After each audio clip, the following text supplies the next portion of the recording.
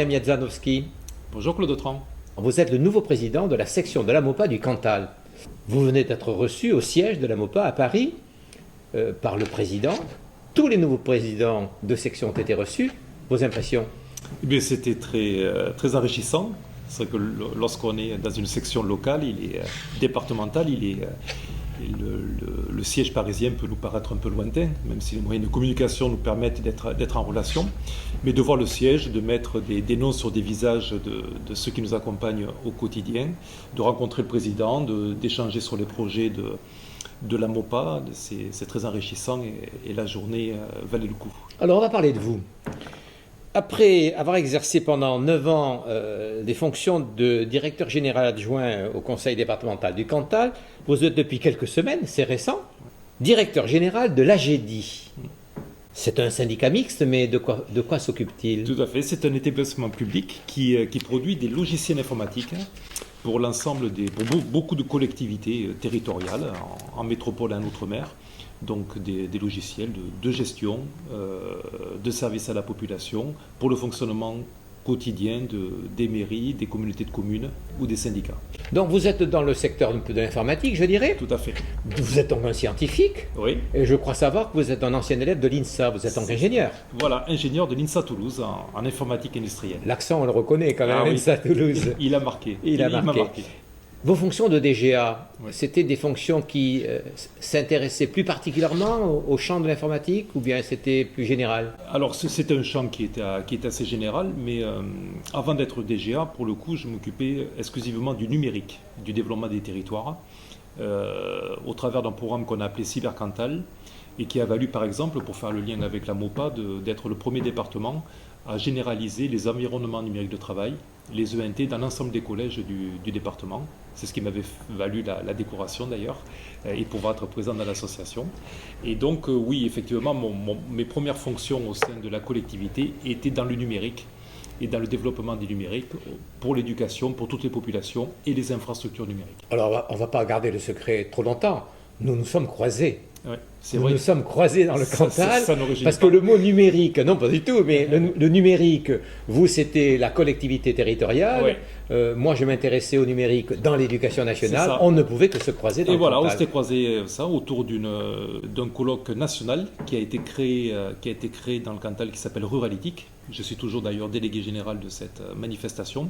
Ruralitique est effectivement le rendez-vous national des collectivités pour le numérique, des universités qui se tiennent tous les ans à Aurillac en fin de l'été.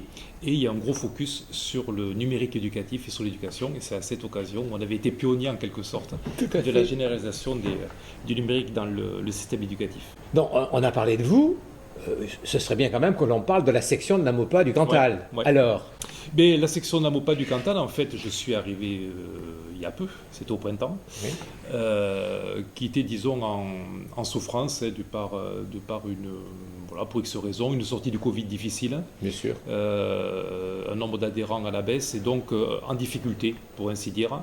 Un bureau qui était plus ou moins démissionnaire, donc voilà, moi étant adhérent, ayant des connaissances dans les anciens membres du bureau, ils m'ont sollicité pour reprendre un petit peu les choses. Et puis Michel Dujani, dont la secrétaire générale au niveau national, est venue nous rejoindre pour impulser et donner un nouveau souffle à la section.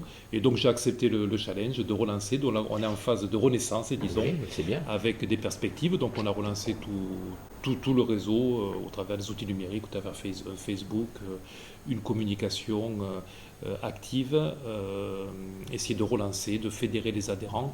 Et on a un projet en 2023 le 17 mars, c'est la date anniversaire de la création de l'Ordre des Palmes académiques, d'organiser une manifestation à Aurillac autour de la remise des prix départementaux du concours, mais une exposition, puisqu'on a la chance d'avoir sur Aurillac une collection privée d'objets historiques et assez insolites sur les palmes académiques.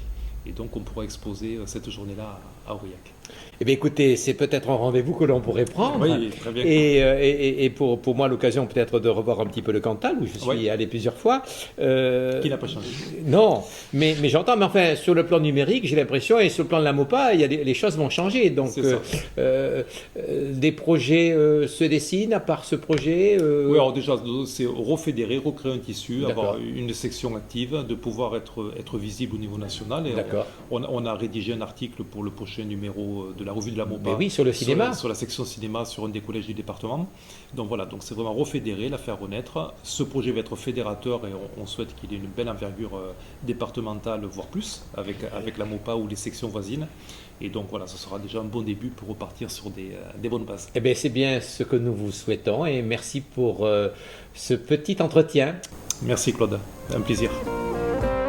Le maître mot, vous le savez, de notre association, des membres de l'ordre des femmes académiques, c'est bien l'engagement.